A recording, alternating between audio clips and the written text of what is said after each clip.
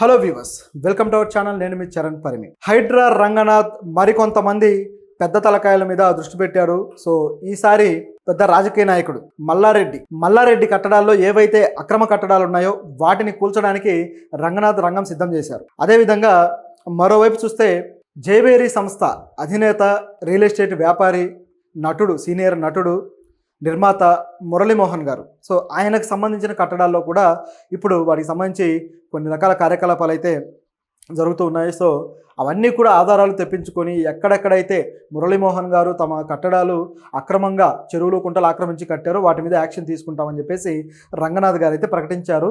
ప్రస్తుతానికి దానికి సంబంధించిన కూడా పనులు జరుగుతున్నాయి. ఈ రెండు ఇప్పుడు ఆసక్తికరమైన విషయాలు. మల్లారెడ్డికి సంబంధించి చూస్తే ఆయన గతంలోనే ఎప్పుడైతే మొదలైందో, హైడ్రా మొదలైనప్పుడు అనేక మంది నాయకుల ఇల్లు కూలగొడుతూ దాంట్లో భాగంగా మల్లారెడ్డికి సంబంధించిన ఒక కట్టడం ఏదైతే ఉందో దాంట్లో కేవలం ఆ ప్రహరీ గోడను మాత్రమే కూలగొట్టి వెళ్ళిపోయారు. సో దాంతో అందరికీ డౌట్ వచ్చేసింది, ఏంటి కొంతమంది నాయకుల్ని సేవ్ చేస్తున్నారా అని. గతంలో మల్లారెడ్డి కాంగ్రెస్ పార్టీని విపరీతంగా తిడుతూ బీఆర్ఎస్లో ఉండి కేసీఆర్ గారు నా దేవుడు అని చెప్పేసి ఆయనకు భజన చేస్తూ, అలాగే కాంగ్రెస్ పార్టీని విపరీతంగా దూషిస్తూ వచ్చిన వ్యక్తి. చివరికి ఒక్కసారిగా ప్లేట్ తిరగబడింది, గవర్నమెంట్ పోయింది. తర్వాత మల్లారెడ్డి మీద ఐటీ రైట్స్ జరిగాయి, రకరకాలుగా ఆయన ఇబ్బంది పెట్టారు. అలాగే ఆయన అల్లుడికి సంబంధించిన కట్టడం కూడా ఒకటి రోడ్డును ఆక్రమించుకుందని చెప్పేసి దాన్ని కూడా గతంలోనే కొట్టేయడం జరిగింది. సో ఇవన్నీ చూసిన తర్వాత ప్రభుత్వం నా మీద కక్ష కట్టింది, నా మీద కావాలని ఇవన్నీ జరుగుతున్నాయని చెప్పేసి ఆయన మీడియా ముందే బోరుమన్నాడు. తర్వాత ప్రభుత్వంతో అలాగే రేవంత్ రెడ్డి గారితో కాస్త సాఫ్ట్గా బిహేవ్ చేస్తూ సాఫ్ట్గా మాట్లాడడం కూడా జరిగింది. సో ఇవన్నీ ఒక ఎత్తు అయితే, ఇప్పుడు మల్లారెడ్డి గారికి సంబంధించిన అనేక కట్టడాలు, హాస్పిటల్స్ ఉన్నాయి, అదేవిధంగా ఇంజనీరింగ్ కాలేజీలు ఉన్నాయి, తర్వాత వేరు వ్యాపారాలు ఉన్నాయి. ఇవన్నీ కూడా ఆయన నడిపిస్తూ వస్తున్నాడు.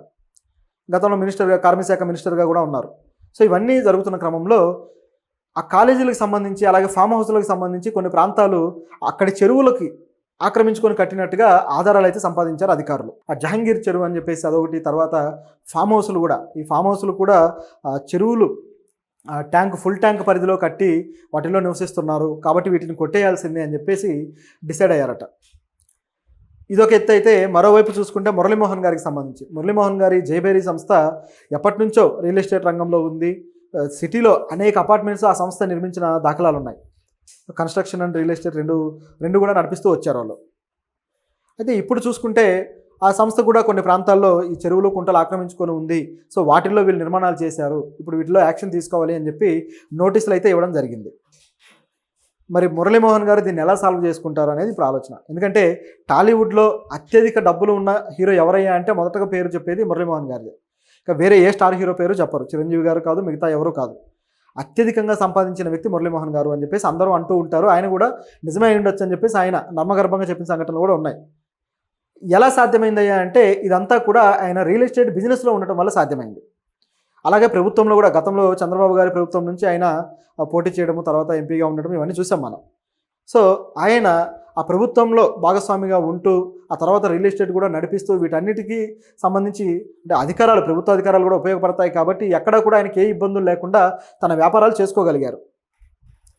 ఇక సహజంగానే ఈ గవర్నమెంట్ ఆఫీసర్లు అడిగిన వాళ్ళకి అడిగినట్టు పర్మిషన్లు ఇవ్వడాలు, డబ్బులు ఇవ్వడాలు ఇవన్నీ చూసినవే.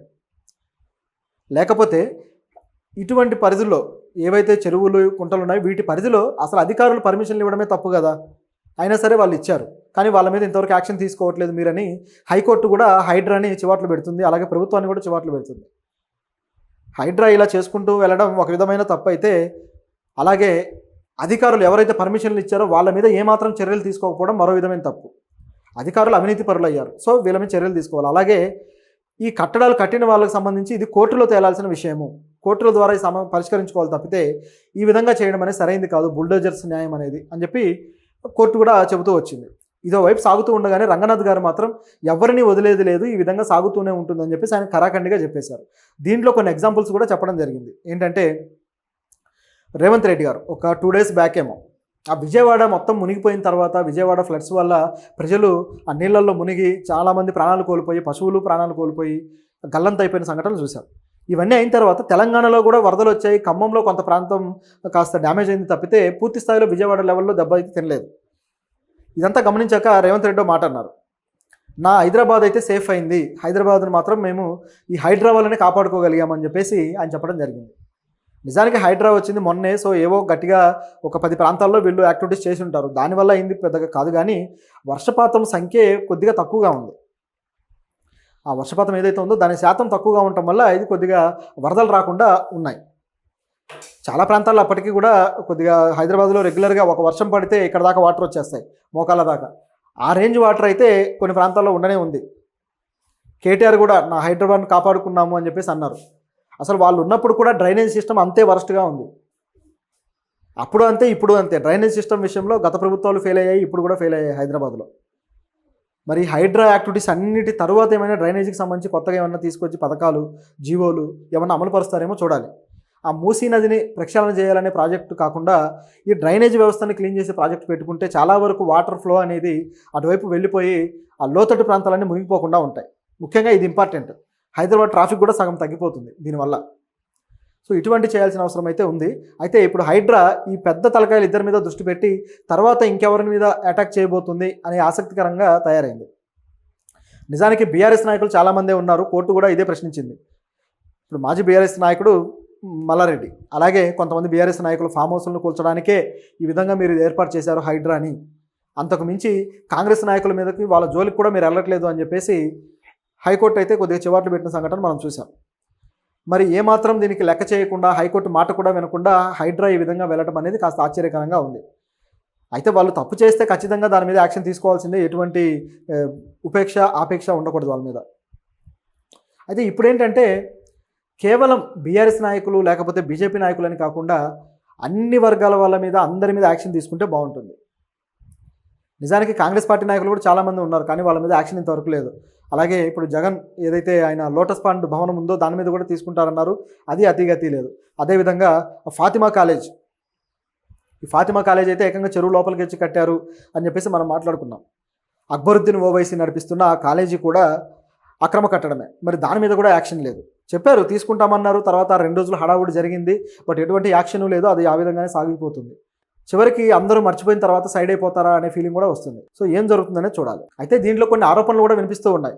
ఇలాంటి పెద్ద పెద్ద వ్యక్తుల విషయంలో కొద్దిగా ఒక 100 కోట్ల బేరాలు మాట్లాడుకొని అవి సెటిల్ అవ్వక ఈ విధంగా చేస్తున్నారన్న ఆరోపణలు కూడా వస్తున్నాయి. అయితే ప్రభుత్వం సిన్సియర్గా పనిచేస్తే దాన్ని మనం అభినందించాలి. కానీ ఈ ఆరోపణలు అనేవి ప్రతిపక్షాల నుంచి వస్తున్నాయి కాబట్టి ఇవి ఎంతవరకు నిజం అనేది ఒక ప్రశ్న.